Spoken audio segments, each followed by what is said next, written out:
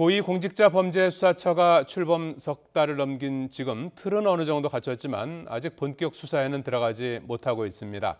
김학의 전 법무부 차관과 관련해 이규원 검사의 면담 보고서 조작 의혹이 1호 사건이 될지에 관심이 쏠린 가운데 직접 수사 여부를 다음 주에는 결론 낼 것이란 전망이 나옵니다. 우철희 기자입니다.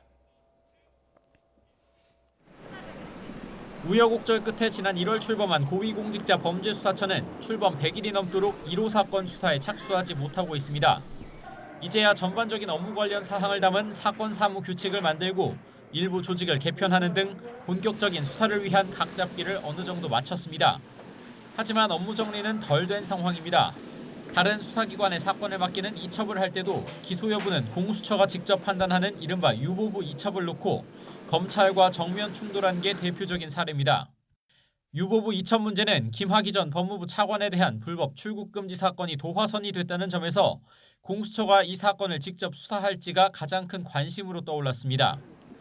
현재의 불법 출국 금지 사건은 공수처가 직접 기소 여부를 판단하겠다면서 검찰에 사건을 넘겼지만 검찰은 이에 강력 반발해 당사자인 이규원 검사와 차규근 본부장을 독자적으로 기소했습니다. 하지만 공수처는 사건의 밑바탕이 되는 이규원 검사의 면담 보고서 허위 작성 의혹은 아직 손에 쥐고 있습니다.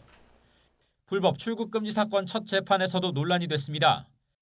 검찰은 공수처에 50일 전에 면담 보고서 사건을 이첩했는데 검찰에 재이첩하거나 직접 수사도 하지 않으면서 관련 수사가 멈췄다고 공수처를 비판했습니다.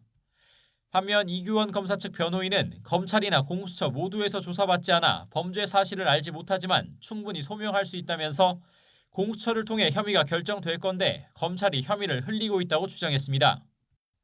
입장은 다르지만 검찰과 피고인 모두 공수처를 압박한 셈입니다. 김진호 공수처장은 지난달 직접 수사를 고려는 하고 있다면서 가능성을 내비치긴 했지만 공수처 관계자는 YTN과의 통화에서 공수처 검사들이 임명된 지 얼마 되지 않아 기록을 보는 시간이 필요하다면서 직접 수사 여부를 검토 중이라고 밝혔습니다. 그렇다고 무작정 수사를 미룰 수도 없는 상황인 만큼 법조계에선 다음 주에는 수사 방향에 대해 결론을 내지 않겠느냐는 전망이 조심스레 나오고 있습니다. YTN 우철입니다.